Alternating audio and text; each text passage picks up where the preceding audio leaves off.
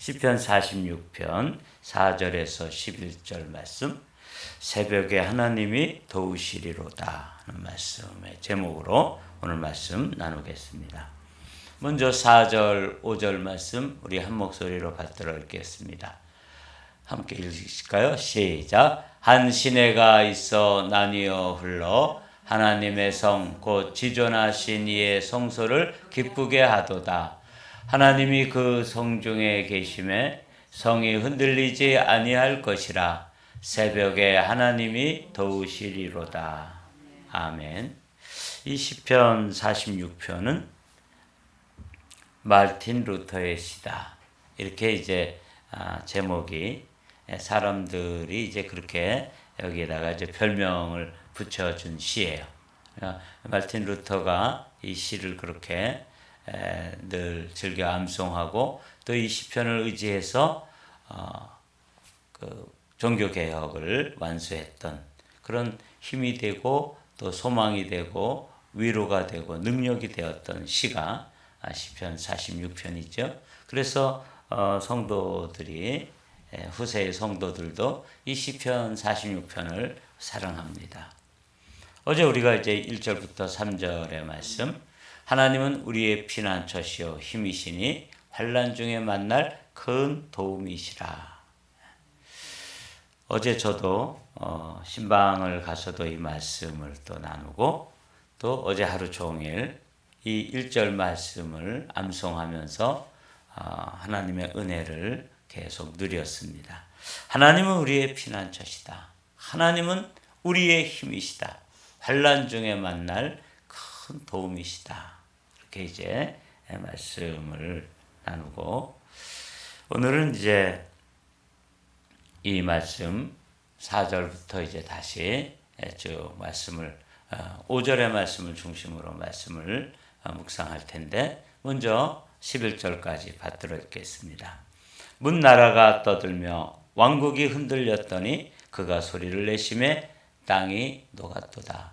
만군의 여호와께서 우리와 함께 하시니 야곱의 하나님은 우리의 피난처시로다. 셀라. 여기 문 나라가 떠들며 왕국이 흔들렸다. 그래서 어제 시편 46편의 3절의 말씀을 보면 땅이 흔들리고 바다가 뛰놀고 바다가 또 이렇게 용솟음치고 솟아올라서 산을 다 덮어버리는, 우리는 이제 그런 것들을 일본 말로 쓰나미라고 부르잖아요. 큰 지진이 나고, 그게 이제 지진이 바다에서 진원지가 되면 이 바다의 물들이 마치 파도가 뭐 5m, 6m 이렇게 막 높이 솟아가지고 그게 막 800km의 속도로 막 쓸어오는 거예요. 그러니까 뭐 그걸 피할 길도 없고, 그게 뭐 산이 되었든 뭐가 됐든 뭐 확 쓸어서 덮치게 되고, 그 바다 위에 떠 있던 큰 배들도 마치 추풍 낙엽이라고 그러죠. 그냥 한 조각의 낙엽처럼 그냥 휩쓸려 가지고 파손되는 걸 우리가 영상을 통해서 볼 수 있잖아요. 이걸 이제 시편 46편의 기자가 그렇게 한 나라가 통째로 흔들리는 것, 지진이 나서 흔들리는 것처럼 아수르의 대군이 몰려오기도 하고, 마르틴 루터처럼 교황청에 있는 지붕의 그 기와장들이 다 마귀가 되어가지고 이 마르틴 루터를 대적해 오는 이런 경험들, 이게 이제 문 나라가 떠들며 왕국이 흔들렸더니 이런 경험입니다. 근데 이제 이 경험 속에서 이 시편의 기자가 그가 소리를 내심에 땅이 녹았도다. 그래서 뭐 큰 쓰나미가 밀려오는 것 같고, 지금 터키에 일어난 지진과 같이 땅이 막 흔들려서 지진이 일어나고 이러지만, 하나님께서 그렇게 일어나는 어마어마한 하나님을 대적하는 힘들에 대해서 한번 소리를 발하시면 그게 그냥 마치 눈 녹듯이 녹아버리는 것이죠. 만군의 여호와께서 우리와 함께 하시니 야곱의 하나님은 우리의 피난처시로다. 여기 아주 반복해서 이 시편 46편에 노란 하이라이트가 3번 하나님이 우리의 피난처시다 하는 말씀이 반복되어집니다. 와서 여호와의 행적을 볼지어다. 그가 땅을 황무지로 만드셨도다. 그가 땅 끝까지 전쟁을 쉬게 하심이며 활을 꺾고 창을 끊으며 수레를 불사르시는도다. 그래서 지축을 흔들 만큼 대군이 몰려온다 할지라도 하나님께서 막아서시면 이 전쟁이 그냥 순식간에 멈추어지는 것이죠. 이르시기를 너희는 가만히 있어 내가 하나님 됨을 알지어다. 내가 문나라 중에서 높임을 받으리라. 내가 세계 중에서 높임을 받으리라 하시도다. 11절 말씀 다 같이 읽습니다. 만군의 여호와께서 우리와 함께 하시니 야곱의 하나님은 우리의 피난처시로다. 네, 셀라. 예, 그렇습니다. 이게 이제 이 노란 하이라이트는 이 시편 46편에서 하나님이 우리의 피난처시로다 하는 이 말씀이 이제 3번 반복되어지죠. 말씀드린 것처럼 오늘은 요 5절 말씀을 중심으로 이 말씀을 조금 더 새벽에 도우시는 하나님, 새벽에 하나님이 우리를 도우시리로다 하시는 말씀으로 이 말씀을 좀 집중적으로 성경 가운데서 새벽에 하나님이 일하시고 새벽에 일으키셨던 그 놀라운 일들을 좀 이렇게 발췌해서 오늘은 그 말씀들을 한 절씩 한 절씩 읽어가면서 묵상하는 시간으로 만들기를 원합니다. 5절 말씀 한번 같이 읽어보실까요? 시작. 하나님이 그 성중에 계심에 성이 흔들리지 아니할 것이라. 새벽에 하나님이 도우시리로다. 이 5절 말씀을 보면 가장 중요한 게 뭐냐면 하나님이 그 성중에 계시기 때문에 땅이 흔들리고 바다가 흉룡하여 뛰놀고 그 바다가 뛰놀므로 산이 바다 가운데 빠지는 것처럼 이런 천지가 개벽되어지고 천지가 진동하는 것과 같은 그런 상황이 발생한다 할지라도 그 성은 하나님이 그 성중에 계시기 때문에 흔들리지 아니하신다. 그리고 우리가 이제 오늘 묵상하려고 하는 말씀이 뭐냐면 하나님은 뭐 낮에도 도와주시고 밤에도 도와주시고 언제나 도와주실 수 있는 분이지만 오늘은 특별히 시편 46편의 기자가 놀라운 비밀 한 가지를 누설하는데 그게 뭐냐면 새벽에 도우시는 하나님에 관해서 말씀을 주시는 거예요. 새벽은 누구에게나 열려있는 시간입니다. 그러나 이 새벽은 모든 사람이 하나님을 경험하고 하나님의 도움을 받는 시간은 아니라는 것이에요. 어떤 사람만 새벽에 하나님의 도우심을 받을까요? 새벽을 깨우는 사람만 하나님의 도우심을 얻는 거예요.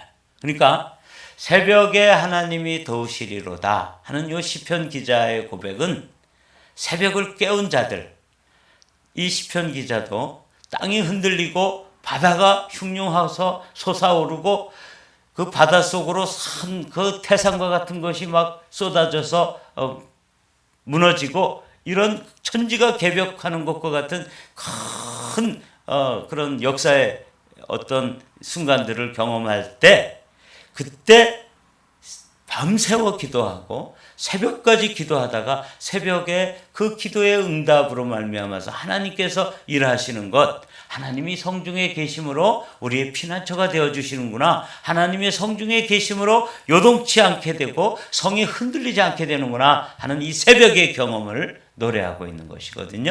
그래서 새벽은 지금 75억의 인구, 80억의 인구가 있다면 80억의 인구에게 동일하게 새벽은 찾아오지만 그 새벽에 도우시는 하나님은 누구만 경험하냐면 새벽을 깨우는 사람들에게만 경험되었다는 거예요. 그래서요, 새벽에 하나님이 도우시리로다 하는 요 말씀은 꼭 하나님은 무슨 새벽에만 일한다 그런 뜻이 아니고 새벽에 깨어서 하나님 앞에 기도하고 새벽을 깨우며 하나님 앞에 나와 부르짖는 백성들이 경험하는 놀라운 기적적인 경험을 이렇게 표현한 것입니다. 우리 한번 빨간 하이라이트만 다시 읽어볼까요? 시작. 새벽에 하나님이 도우시리로다. 아멘. 여러분, 모세의 경험을 한번 보실까요? 홍해바다가 모세의 경험인데 새벽에 이 홍해가 이제 갈라지는 걸 볼 수 있죠. 모세가 곧 손을 바다 위로 내밀매 새벽이 되어 바다의 힘이 회복된지라. 애굽 사람들이 물을 거슬러 도망하나 여호와께서 애굽 사람들을 바다 가운데 덮으시니. 이 말씀은 이제 밤새도록 이 동풍이 불어서 홍해 바다가 갈라졌습니다. 그래서 이스라엘 백성들이 그 홍해 가운데로 다 지나고 새벽녘이 되어서 이제 그 홍해를 다 건넌 후에 이 뒤쫓아오던 애국 군대가 이제 새벽에 그 이스라엘 백성들의 그 뒤를 쫓아서 이제 바닷속으로 들어왔을 때 저쪽 건너편에 선 모세가 손을 들어서 하나님께 기도할 때 그 갈라졌던 홍해가 다시 합쳐지는 그 어마어마한 광경을 새벽에 경험하게 되는 것이죠. 그래서 새벽이 되어 바다의 힘이 회복되어서 애굽 사람들을 그 바닷속에 다 매몰시키는 그런 장관, 어마어마한 하나님의 역사를 모세와 출애굽한 이스라엘 백성들이 경험한 사실을 출애굽기 14장에 기록하고 있습니다. 여호수아의 새벽을 보십시오. 일곱째 날 새벽에 그들이 일찍이 일어나서 전과 같은 방식으로 그 성을 7번 도니 그 성을 7번 돌기는 그날뿐이었더라. 그러니까 그 여리고성이 무너지는 날 아침에도 다른 날도 새벽에 일어나서 한 바퀴씩 돌았지만 일곱째 날에는 동일하게 새벽에 일어나서 그 성을 돌았을 때 새벽에 여리고성이 무너지는 이게 여호수아의 새벽입니다. 여호수아 6장에 기록된 말씀이죠. 다윗의 새벽을 보십시오. 다윗은 이 새벽의 비밀을 안 사람입니다. 내 영광아 깰지어다. 비파야 수구마 깰지어다. 내가 새벽을 깨우리로다. 그러니까 보통은 우리가 이제 새벽이 우리를 깨우죠. 그렇죠? 그런데 다윗은 이 새벽에 일하시는 하나님 밤새워 하나님 앞에 나가 기도하고 비파를 가지고 수금을 가지고 그 비파와 수금을 깨워서 하나님을 찬양하던 이 다윗이 새벽에 일하시는 하나님, 새벽에 역사하시는 하나님을 경험하였기 때문에 그 다윗은 내가 새벽을 깨우리로다. 우리는 새벽에 시간이 되어서 이제 자명종이 알람이 울려가지고 새벽 알람이 우리를 깨워주잖아요. 저도 그래요. 그런데 이제 새벽 기도를 한 30년 이렇게 넘게 하다 보니까 진짜 이제 내가 새벽을 깨우게 되더라고요. 뭐 2시 반에도 일어나고 2시 45분에도 일어나고 이렇게 되는 경험을 종종 하게 돼요.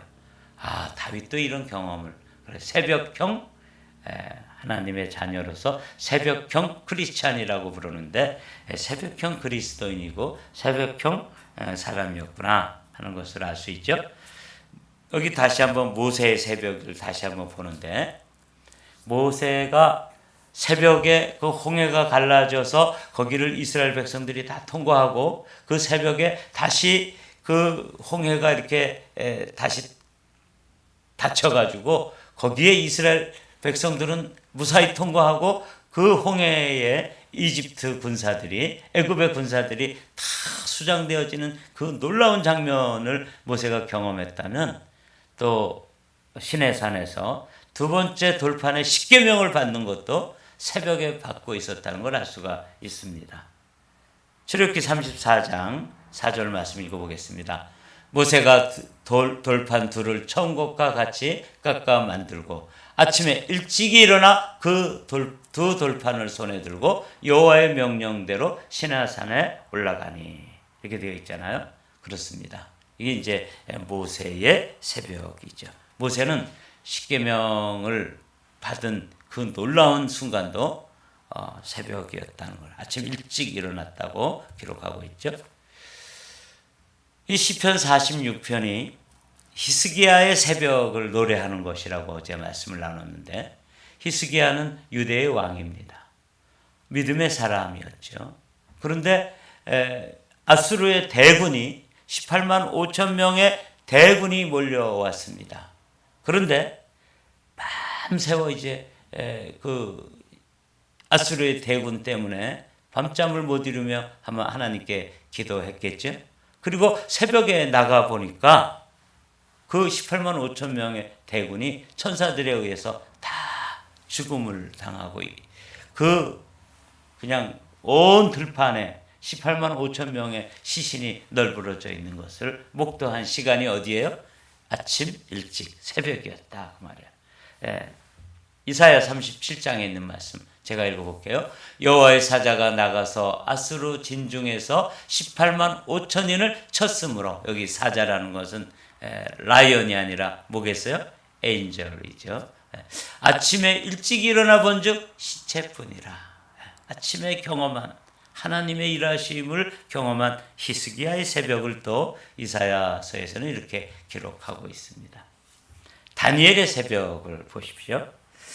왕이 궁에 들어가서는 밤이 새도록 금식하고 그 앞에 오락을 그치고 잠자기를 마다하니라. 19절 말씀 다 같이 읽어볼까요? 시작. 이튿날에 왕이 새벽에 일어나 급히 사자굴로 가서, 여기까지만 지면상 여기까지만 기록했지만 그 다음에 이렇게 되어 있어요. 20절에 보면 다니엘이 든 굴에 이르러서 가까이 이르러서 슬피 소리질러 다니엘에게 묻되, 살아계시는 하나님의 종 다니엘아, 내가 항상 섬기는 네 하나님이 사자들에게서 능히 너를 구원하셨느냐 하니라. 이렇게 되어 있고 21절에 보면 왕이시여 만수무강하옵소서. 그러면서 다니엘이 사자굴에서 하나님의 천사가 사자들의 입을 다 테이핑해 놓으셔가지고 사자들이 배고파서 이제 먹이가 하나 들어왔는데 그 먹이를 먹을 수가 없는 거예요. 입을 하나씩 탁탁 이렇게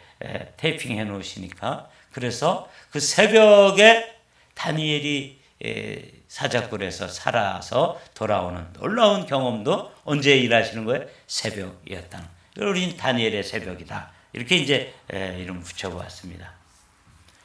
예수님의 새벽입니다. 우리가 한번 읽어보죠. 시작.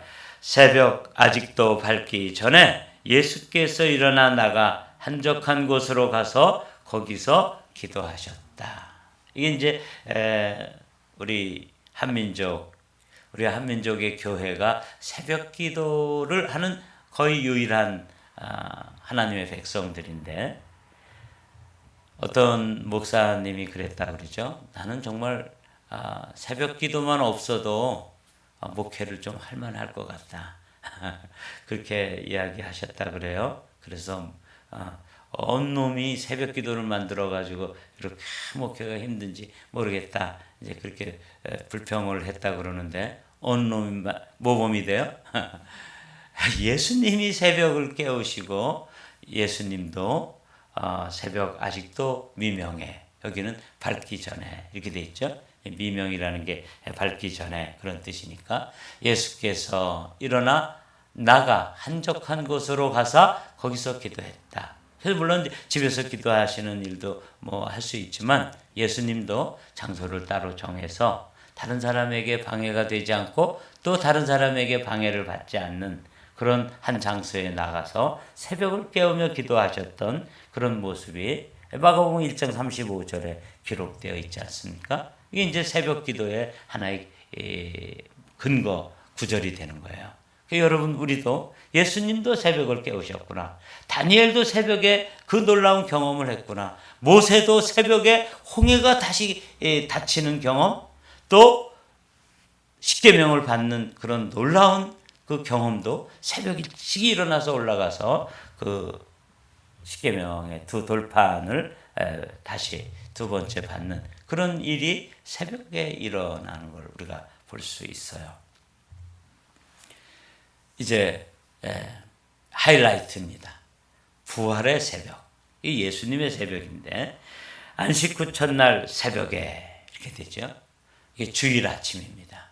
안식 후 첫날 새벽에 이 여자들이 그 준비한 향품을 가지고 무덤에 가서 돌이 무덤에서 굴려 옮겨진 것을 보고 들어가니 주 예수의 시체가 보이지 아니하더라. 이로 인하여 근심할 때 문득 찬란한 옷을 입은 두 사람이 곁에 섰는지라. 여자들이 두려워 얼굴을 땅에 대니 두 사람이 이르되 어찌하여 살아있는 자를 죽은 가운데서 찾느냐? 여기 계시지 않고 살아나셨느니라. 갈릴리에 계실 때 너희에게 어떻게 말씀하셨는지를 기억하라. 여기 이제 우리는 1절, 2절만 기록했지만 이게 이제 누가복음 24장의 그 뒷부분 그리고 6절에 그렇게 되어 있죠. 여기 계시지 않고 살아나셨느니라. 사랑하는 성도 여러분, 오늘은 우리가 이제 모세의 새벽, 다윗의 새벽, 또는 여호수아의 새벽, 또 다니엘의 새벽, 예수님의 새벽까지 살펴보았고 마지막으로 부활의 새벽, 아침에 부활하신 예수님에 대한 소식을 언제 들어요? 새벽에 듣고 있다는 사실을 우리는 보게 되었습니다. 자, 이제 오늘 5절 말씀으로 돌아와서 이 말씀으로 오늘 말씀을 또 마치도록 하죠. 하나님이 그 성중에 계심에 성이 흔들리지 아니할 것이다. 다 같이 시작. 새벽에 하나님이 도우시리로다. 아멘. 여러분, 우리가 이 아침에 말씀드린 것처럼 이 새벽은 75억 인구에게 다 찾아옵니다. 그런데 새벽에 하나님이 도우시리로다 하는 이 놀라운 경험은 새벽에 깨어있는 사람들에게만 경험되어지는 특권이라는 것이죠. 그래서 다윗도 내가 새벽을 깨우리로다. 비파야 수구마 깰지어다. 내가 새벽을 깨우리로다. 이렇게 시편 57편에 노래하고 있지 않습니까? 우리가 오늘 아침에 이렇게 새벽을 깨우며 하나님 앞에 나와서 기도하면서 마르틴 루터의 시라고 별명 지어진 시편 46편을 우리가 함께 이제 나누면서 우리도 새벽에 도우시는 하나님을 경험하기 위해서는 새벽을 깨워야 되는 것이구나. 누구에게나 새벽은 찾아오지만 누구에게나 새벽을 도우시는 하나님을 경험하지는 못한다.